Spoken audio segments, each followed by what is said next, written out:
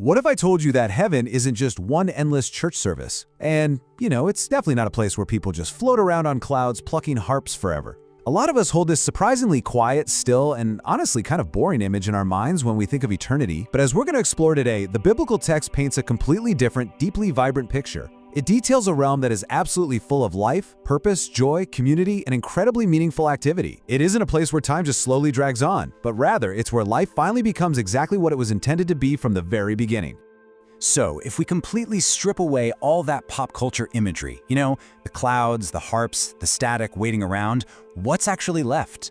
What will daily life truly look like? Will we actually recognize the people we love? Will we have real work to do? Are we just going to worship around the clock? And what kind of joy will fill every waking moment?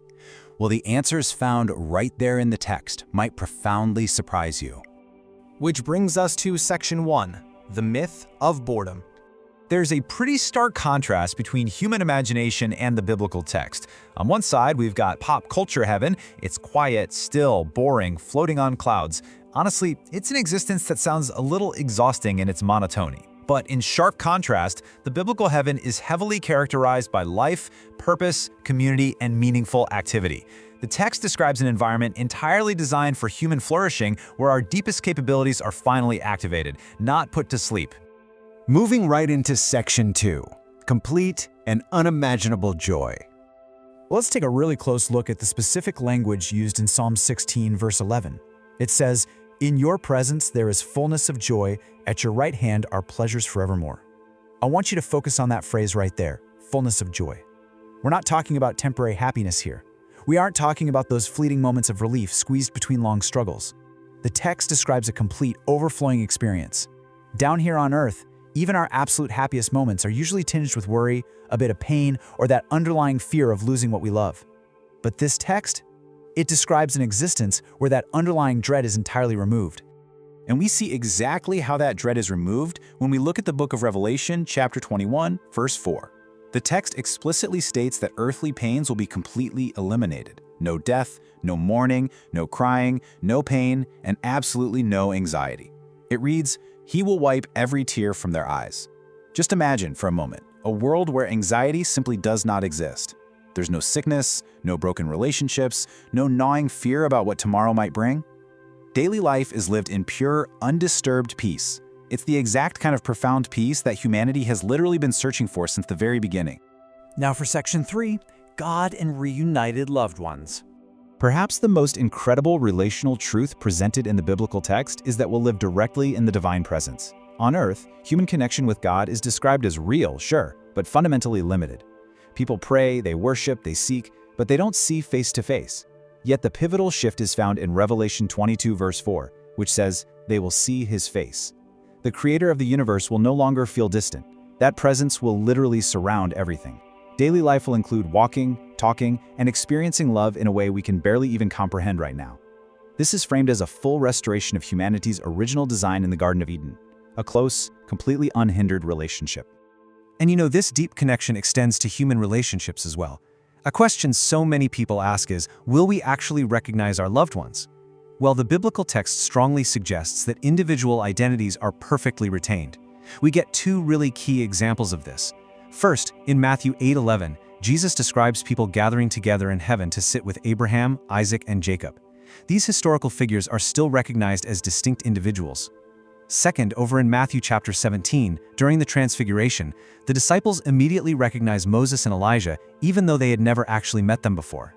The absolute crucial point here is that your individual identity is not erased.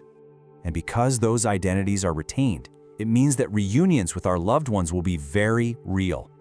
Imagine seeing your parents, grandparents, and old friends again in a space where separation is just never going to happen. But it actually goes a lot deeper than just being together. These will be relationships entirely free from jealousy, completely without any betrayal, and without a single misunderstanding. That relational friction that causes us so much pain in our current lives, it will be completely gone, leaving nothing but pure, perfect fellowship. Let's look at Section 4, meaningful work and worship.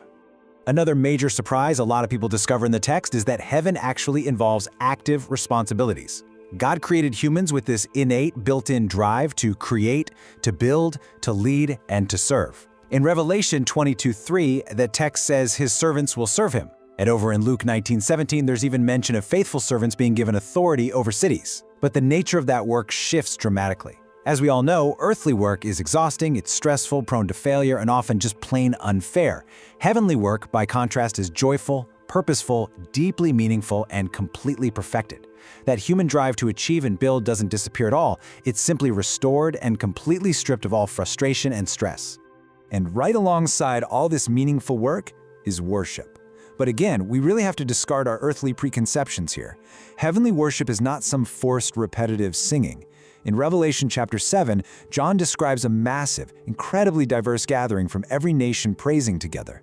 This heavenly worship is described as a lifestyle of gratitude, awe, and love toward God, flowing so naturally from the heart. Just imagine standing before the full glory of the one who created the galaxies and the oceans. Praise wouldn't be an obligation, right? It would be this totally organic, irresistible celebration, just flowing right out of pure joy. Section 5. Beyond Earthly Beauty. The Bible provides some absolutely breathtaking glimpses of this setting, particularly in Revelation chapter 21. It describes what's called the New Jerusalem. The text mentions streets of gold, massive gates of pearl, and city foundations beautifully decorated with precious stones. It's really important to realize these descriptions may well be human attempts using the absolutely most valuable concepts we have on Earth to somehow capture a divine design that is simply unfathomable to our current minds. What we're seeing is a complete physical renewal promised in the text.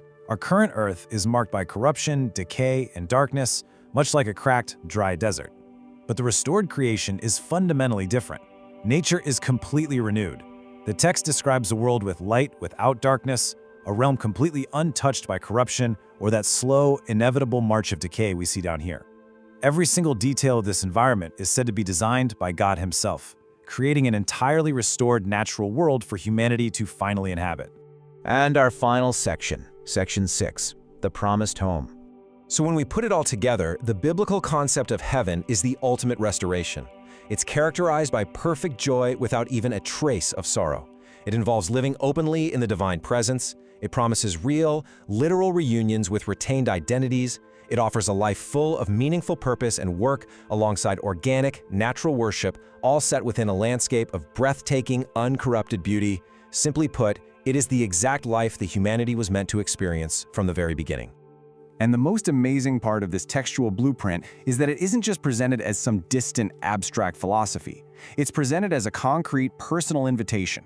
In John 14:23, it states, "My Father's house has many rooms. I am going there to prepare a place for you."